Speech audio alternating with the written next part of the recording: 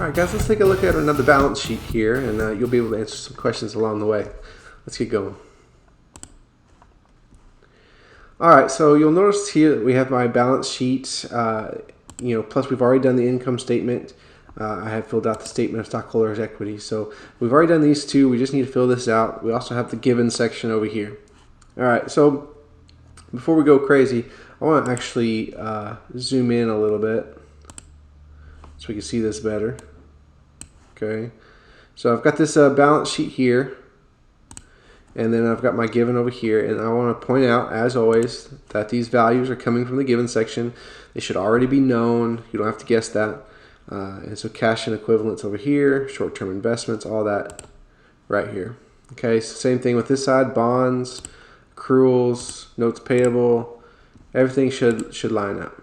Okay, so let's take a look at the cash and equivalents and add up everything below it, the short-term investments, the accounts receivable, the inventories, and all of this, remember, is current assets. They're liquid assets, which means we can get rid of them quickly, sell them off, well, maybe not accounts receivable, but a lot of these things are short-term, I guess we could say.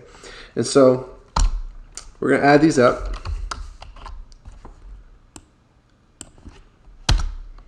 And that's my current assets. That plus any long-term assets, things that would not be easy to sell immediately, like a factory or equipment or things like that. Those two together are my total assets. So this is pretty easy. We just take this plus this. That's $813,000.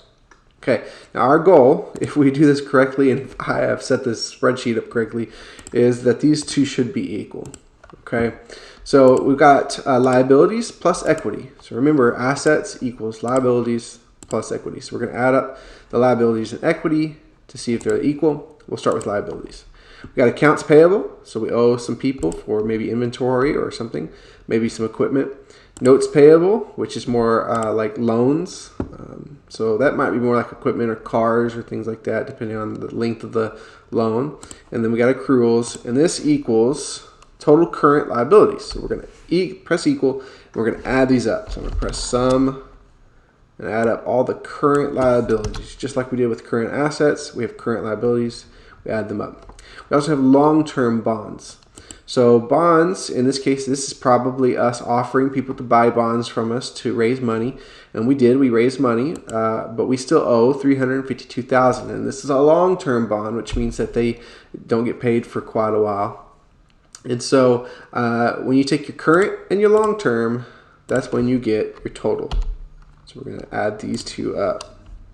Now this number does not add to equal assets because it's only the liabilities. We have to figure out the equity and then add it to liabilities to find the assets. Okay, so here we go. Preferred stock, that's going to be over here. We got 31 preferred stocks at a value of 1,708. So we're going to multiply those, 31 star for times 1,708. And that's how much we have in preferred stock. Now preferred stock is not considered common equity. Common stock and retained earnings is common equity. Those are the people that actually, are considered owners. They get a vote of the company, and so we keep it separate. So let's calculate common stock. So we got common stock. We got 56 of those at 2,453 value, and that's my common stock. Now if we take that and add in the retained earnings, we'll have our common equity. Now retained earnings is probably the harder one on here because you have to kind of think a little bit. You could add the previous retained earnings, which is over here in the given section, to the addition to retained earnings here. So we added this much this year, and we had this much last year. Where you go? Here. And so now those two should equal the retained earnings here.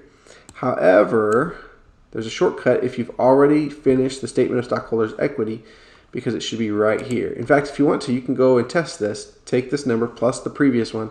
It should equal 91,671. So that is my retained earnings now. So equals this 91,671, and we're good to go. Then we got total common equity.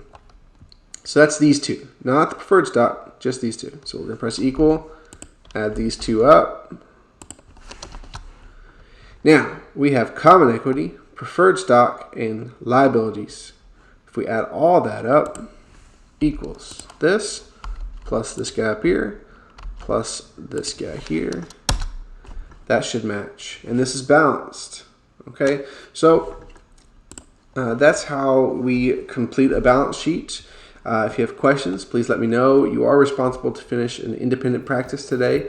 And once you finish with that, we'll move on. But if you have no further questions, good luck.